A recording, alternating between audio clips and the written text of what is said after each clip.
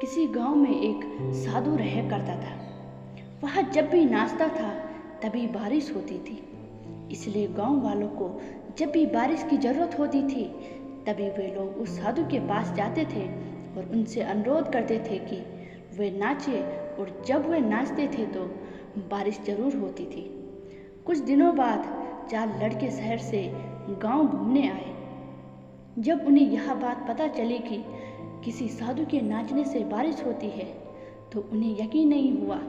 शहरी पढ़ाई लिखाई के घमंड में उन्होंने गांव वालों को चुनौती दे दी कि अगर हम भी नाचेंगे तो बारिश होगी, और अगर हमारे नाचने से बारिश नहीं हुई तो साधु के नाचने से बारिश नहीं होगी। अगले दिन सुबह सुबह गांव वालों ने उन 4 लड़कों को लेकर उस साधु के कुटिया के पास पहुंचे। गांव वालों ने साधु को सारी बात बताई। फिर उन लड़कों ने नाचना शुरू किया। पहले लड़के ने नाचना शुरू किया। आधा घंटा बीत गया। फिर पहला लड़का थक कर बैठ गया, पर बादल नहीं दिखे। कुछ देर बाद दूसरे लड़के ने नाचना शुरू किया और 1 घंटा बीतते बीतते वह भी थक कर बैठ गया।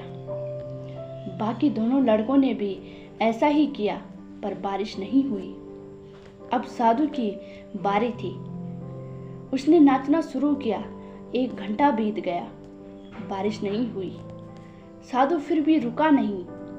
वह नाचता गया। नाचते नाचते 2 घंटे बीत गए, पर बारिश नहीं हुई।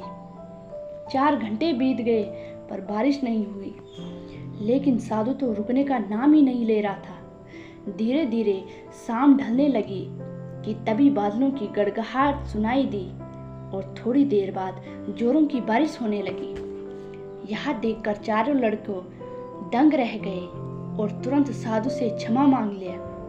फिर 4 लड़कों ने साधु से पूछा, बाबा भला ऐसा क्यों कि हमारे नाचने से बारिश नहीं हुई और आपके नाचने से बारिश हो गई? साधु ने उत्तर दिया, जब मैं नाचता हूँ तो 2 बातों का ध्यान रखता हूँ।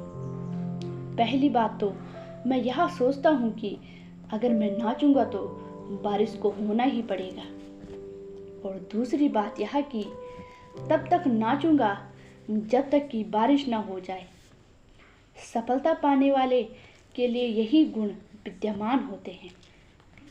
जिस काम को भी करते हैं उसमें उनको सफल होने का पूरा भरोसा होता है, और वे तब तक उस काम को करते हैं जब तक उसमें सफल ना हो जाए।